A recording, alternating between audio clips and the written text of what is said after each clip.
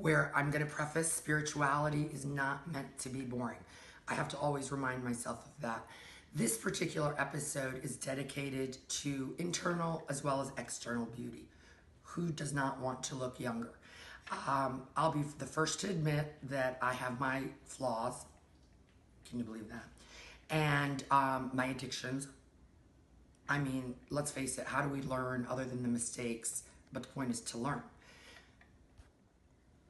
So natural beauty is one of the things that I am always striving for. Hey, do not get me wrong. Call me what you will. Diva, spiritual healer, Botox fan. But I am awakening, like many of us, to natural sources and resources. And what's important to understand is most of it's actually in your kitchen. I want to tell you, however, that what works for me may not work for you. If you find something energetically that moves you towards a particular food, a plant, a fragrance, by all means, it's about you and your own chemistry. Some tips that I would like to share with you that I've been ingesting and as well as scrubbing like a crazy mad woman for youth, for a glow inside and out are literally I've researched and they work for me. One of them is, we all know omega-3s are healthy, and there's so many different forms of vitamins out there, but ingesting it is a little bit different on the body chemistry and energetically the vibrations. One of my favorite health products that I've discovered and stumbled on, YouTube fans as well, and subscribers and people who have natural healing shows, prompted me to try this. And I've been pretty diligent about it for about 3 to 6 months. I say that's the average to test something out. However, if you are, let me tell you right now, allergic to fish products, please don't start ingesting fish products. Let me tell you, I don't sponsor anyone. So if they want to pay me, it's all good. I mean, you know, I live on Earth. But the omega that I'm talking about comes from cod. And don't make a gross face yet. Believe it or not, I found a lemon mint flavor. And every morning, I take a teaspoon. I keep it refrigerated. I believe you have to once you open it. And I've honestly noticed that on days I'm not going to wear, you know, foundation or cake myself up, that there's a healthy glow. Don't get me wrong, highlight, all that good stuff, love it. But internally, especially because of the way I ingest it with intention for youth, for intention for glowing skin, I'm seeing a difference. And, you know, some people are commenting. So, yay for cod liver oil. Big one that seems to have energized people is, and I love the way, you know, vitamins or natural health products all of a sudden become commercial. So please do your own research. Please understand it is a market to sell. So again, no brand name in particular. The more organic or cold pressed, these are keywords to look for, is good. But of all the teas other than green tea, matcha tea, you are welcome to make it in the form of a shake.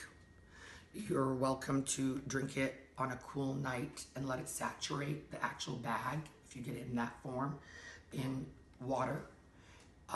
Use whatever sweeteners that you like, honey, stevia. I'm a fan of stevia, expensive Japanese sugar. But that is the second, so far, healthy benefit. And I gotta tell you, I think there's some diuretic effects. So if you have, you know, maybe irritable bowel syndrome or have problems having stuffed yourself for years with meats and so forth, I am not a vegetarian, then I found that this is a great digestive aid. That is a personal experience.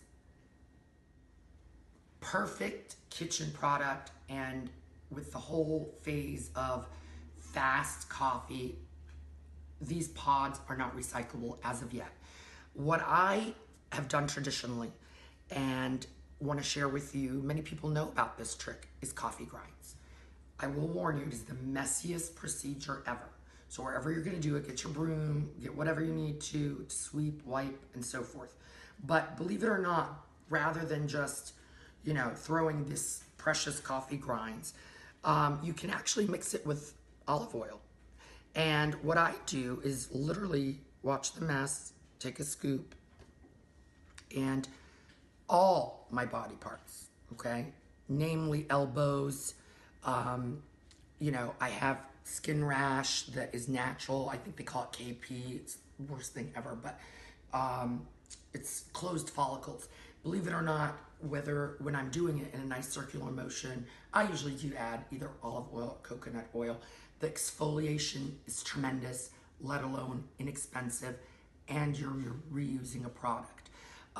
It has been known, coffee grinds, and please, there is no name brand, no flavor, coffee grinds a coffee grind. It has been known, and I do it religiously, to stimulate circulation.